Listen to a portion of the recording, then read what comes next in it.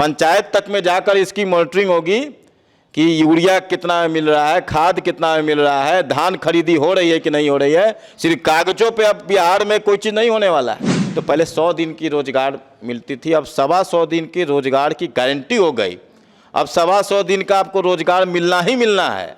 कांग्रेस के लोग और गांधी परिवार के लोग नाम बदलने की बात करते हैं, वो बताए ना कि देश भर में 600 से ज़्यादा संस्थान हैं, योजनाएं हैं, पुरस्कार है जो गांधी परिवार अपने नाम पे रखे हुआ है। नरेंद्र मोदी जी ने किन संस्थाओं का नाम और किस पुरस्कार का नाम अपने नाम पे रखा?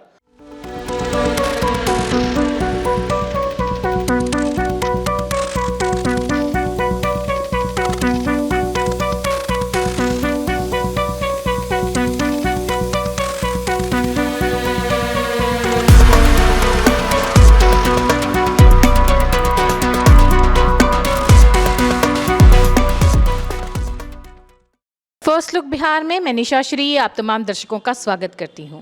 और आज हमारे साथ स्टूडियो में एक बार फिर से हैं प्रभात भैया, जो कि मैं इनको प्रभात भैया कहती हूं, प्रभात मालाकार, जो कि भाजपा के पूरे प्रदेश के आपको मीडिया प्रभारी हैं। और सबसे पहले तो प्रभात भैया आपका बहुत बहुत स्वागत है। बहुत बहुत अभिनंदन है फर्स्ट लुक बिहार और निशा जी आपका। सबसे पहले तो आपको देख करके जो एक जोश, एक जुनून सारे युवा साथियों में आता है, जो भाजपा के जितने कार्यकर्ता हैं, और आज युवा दिवस भी है, तो सबसे पहले 2 लाइन आपके मुंह से युवा दिवस के ऊपर। देखिए, आज स्वामी विवेकानंद जी की जयंती है, इसे हम सब युवा दिवस के रूप में मनाते हैं। और पूरा देश, एक वो नरेंद्र थे विवेकानंद और दूसरा आज दूसरे नरेंद्र हैं जो देश के युवाओं को बढ़ा रहे हैं, और नीतीश कुमार भी युवाओं को बढ़ा रहे हैं, जिसके लेकर आज बिहार में युवा आयोग का भी गठन हुआ है। युवाओं को अधिक से अधिक रोजगार मिले, उस पर हम लोग लगातार काम कर रहे हैं। युवा उद्यमी ज़्यादा बढ़ें, उद्योग ज़्यादा लगाएं और युवाओं को नौकरी अधिक से अधिक मिले, इस पर हमारी 5 साल की योजना भी है। 5 साल में हम लोग को 1 करोड़ लोगों को रोजगार और नौकरी देना है। तो बिहार पूरी तरह से युवाओं के साथ है, देश पूरी तरह से युवाओं के साथ है। और आज युवा दिवस के रूप में आपके दर्शकों को, खासकर युवाओं को, युवतियों को यही कहना चाहूँगा कि युवा का अगर उल्टा कर देते हैं तो उसका अर्थ होता है वायु। तो हम लोग वायु की तरह युवा काम करता है, वो जिस ओर जवानी चलती है उस ओर जमाना चलता है। आज जेनजी ने, आज देखिए कि नेपाल का उदाहरण क्या किया, तो जेनजी पे ही पूरा देश और बिहार टिका है। इसलिए युवा वर्ग, जेनजी वर्ग अपने राष्ट्र के प्रति, अपने राज्य के प्रति, अपने स्वाभिमान के प्रति, अपने संस्कार के प्रति सजग रहे, यही मैं आपके चैनल के माध्यम से आग्रह करता हूँ। आप कह रहे हैं स्वामी विवेकानंद भी एक नरेंद्र थे और हमारे प्रधानमंत्री भी नरेंद्र मोदी हैं, लेकिन बहुत कुछ घट रहा है देश में, अगल बगल पूरे विश्व में। लेकिन जो हमारे प्रधानमंत्री हैं वो सोमनाथ मंदिर में दिखाई देते हैं, तो आपकी पार्टी सिर्फ मंदिर मस्जिद यही सब करती रह जाएगी क्या? कुछ विकास तो ऐसा दिखाई नहीं दे रहा। नहीं, विकास तो पूरा विश्व विकास की चर्चा कर रहा है। तब तो ट्रंप की हालत ख़राब है तो वो 500% जो है सो टैक्स लगाने की बात कर रहा है।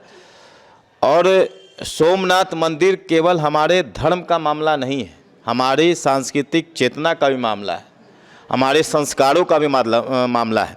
आप निशा जी, आप सोचिए कि आज से 1000 वर्ष पहले मोहम्मद गजनवी ने 1026 में सोमनाथ मंदिर को तोड़ा, और लगातार उसके बाद 7 बार और लोग, औरंगजेब ने भी तोड़ा और 7 बार मंदिर तोड़ा, और 8वीं बार अभी जो हम 1000 साल सोमनाथ विध्वंस के विरुद्ध स्वाभिमान पर्व मना रहे हैं कि अभी भी हमारा स्वाभिमान जागृत है।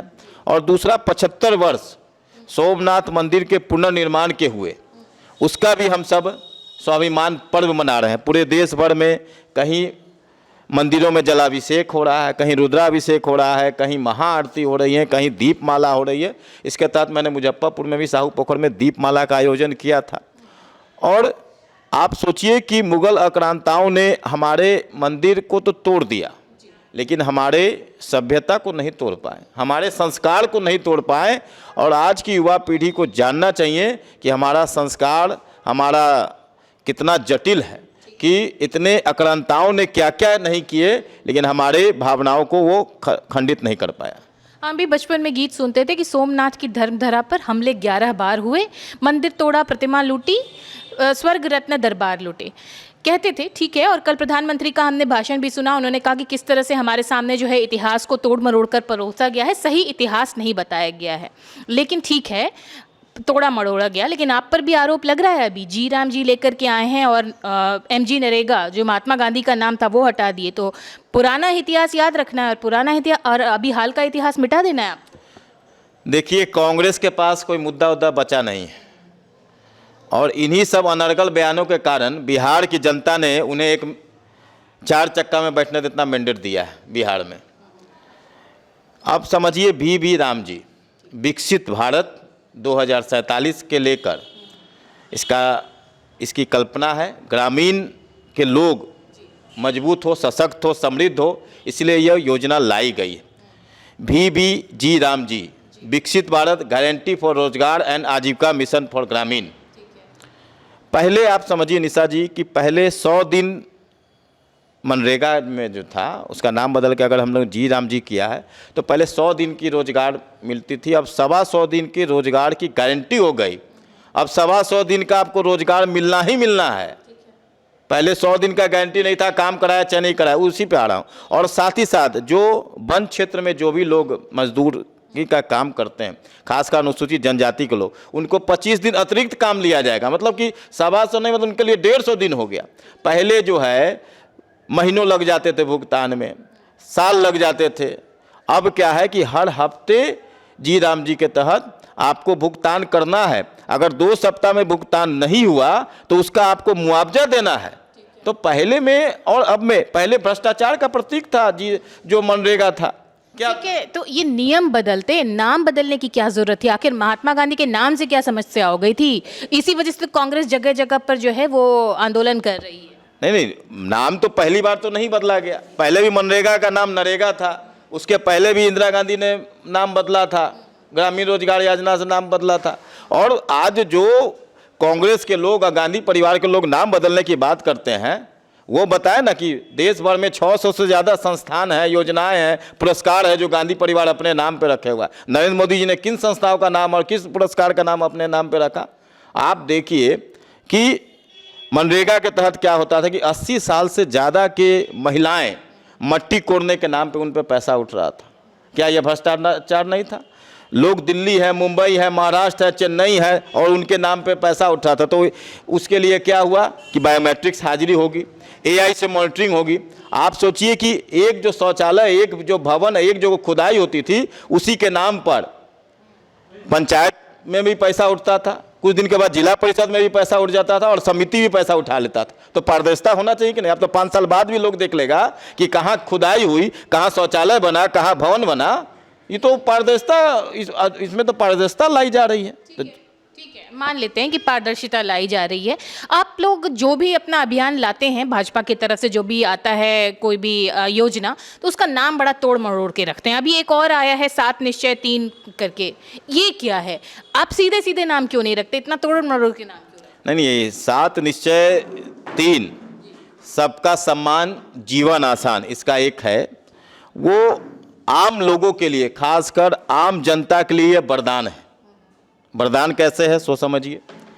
हर सप्ताह, यह 19 जनवरी 2026 से यह लागू होने जा रहा है बिहार में, और हर सोमवार को और शुक्रवार को पंचायत से लेकर और राज्य तक के अधिकारी अपने कार्यालय पर मिलेंगे, जनता की सुनवाई करेंगे।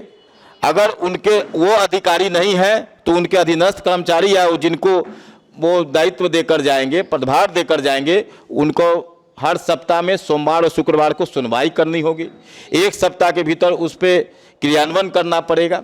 साथ ही साथ जो लोग आते हैं, जो जनता आती है, उनके बैठने की व्यवस्था, उनके चाय पानी की व्यवस्था, उनके शौचालय की व्यवस्था भी सरकार द्वारा किया जाएगा। तो लूट का एक और सिस्टम, चाय पानी है ना, लूट के तो कहीं ना कहीं से यह आम जनता के लिए, आम लोगों के लिए, यह जो 7 निश्चय 3 का जो एक पार्ट है, सबका सम्मान जीवन आसान, यह वरदान साबित होगा। आम लोगों को जो प्रतिदिन जो कोई ना कोई परेशानी आती थी, वो परेशानियों से जल्द निजात होगा और उनको महीनों सालों दौड़ नहीं लगानी पड़ेगी। सप्ताह दिन 15 दिन के अंदर उसका रिजल्ट उनके सामने आएगा, समस्या का समाधान होगा। ठीक है, अभी तो नई नई सरकार बनी है, आप इस तरह से जनसभा लगाएंगे, अलग अलग योजनाएं लाएंगे, कार्यान्वयन कितना हो पाएगा, इस चीज़ की मॉनिटरिंग कौन करेगा? नहीं, मॉनिटरिंग तो खुद मुख्यमंत्री कर रहे हैं। मुख्यमंत्री नीतीश कुमार जी कर रहे हैं, डिप्टी सीएम सम्राट चौधरी जी कर रहे हैं, विजय सिन्हा जी कर रहे हैं, और सभी को मॉनिटरिंग करनी है।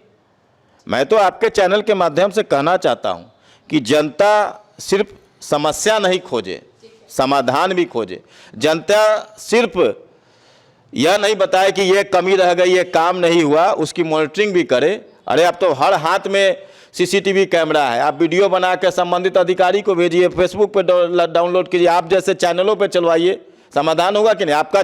आपका जो चैनल है, मैं इसकी तो सराहना करता हूँ, सैल्यूट करता हूँ कि लगातार आप जो है सो किसानों के मुद्दे पर आप लगातार डिबेट्स करा रहे हैं। धान खरीद के जो भी बिचौलियों का जो रोल है, जो इस तरह के जो भ्रष्टाचार हो, मैं तो फर्स्ट लुक को सलाम करता हूँ। तो ये तो होना चाहिए, जनता को जागरूक होना चाहिए। आपने हमारे चैनल की तारीफ कर दी, कह दिया, तो ये मुद्दा भी आपके सामने रख ही देती हूँ। आपकी सरकार पर भ्रष्टाचार का आरोप लग रहा है। आप कितना भी सुशासन की सरकार कहें, लेकिन आपके जो सरकार के अधिकारी हैं उनको भ्रष्ट पूरी दुनिया कह रही है, बिहार की एक एक जनता कह रही है। इस पे क्या? अधिकारी पकड़े भी जा रहे हैं, अधिकारी जेल के में भी जा रहे हैं। लगातार आप रोज दिन अखबार उठाइएगा तो देखिए कि इतना घूस लेते ही है पकड़ाया, इतना घूस लेते ही है पकड़ाया। और खुद कृषि मंत्री रामकृपाल यादव जी पंचायतों तक की मॉनिटरिंग करने वाले हैं। मैं बता देना चाह रहा हूँ आपके चैनल पे, पंचायत तक में जाकर इसकी मॉनिटरिंग होगी कि यूरिया कितना में मिल रहा है, खाद कितना में मिल रहा है, धान खरीदी हो रही है कि नहीं हो रही है। सिर्फ कागजों पे अब बिहार में कोई चीज़ नहीं होने वाला है, जमीन पर काम होगा। या तो अधिकारी सलाखों के पीछे अगर सही करेंगे तो उनको सम्मान मिलेगा, अधिकारी भ्रष्टाचार करेंगे तो सलाखों के पीछे जाएंगे, ये तय है। तो ये प्रभात मालाकार हैं जो कि भाजपा के जिला मीडिया प्रभारी हैं, और इन्होंने पूरी जानकारी दी अभी कि क्या क्या भाजपा आगे करने वाली है, और आगे जो जो ये योजनाएं ला रहे हैं, जिसमें कि 7 निश्चय 3 सबका सम्मान जो है वो आम आदमी के लिए जो सबका सम्मान योजना है, इस तरह से। तो ठीक है, इससे हम एक आशा की किरण तो ज़रूर नज़र आती है कि शायद आने वाले समय में भ्रष्टाचार मुक्त बिहार हो पाएगा। तो फिलहाल इन जानकारियों को हमारे साथ साझा करने के लिए प्रभात मालाकार जी आपका बहुत बहुत आभार। नमस्कार सभी जनता को। तो इसी के साथ इस चर्चा को यहीं देते हैं विराम। आप बने रहिए हमारे साथ और प्लीज़ लाइक और सब्सक्राइब और कमेंट करना ना भूलें। आप देख रहे थे फर्स्ट लुक बिहार। धन्यवाद।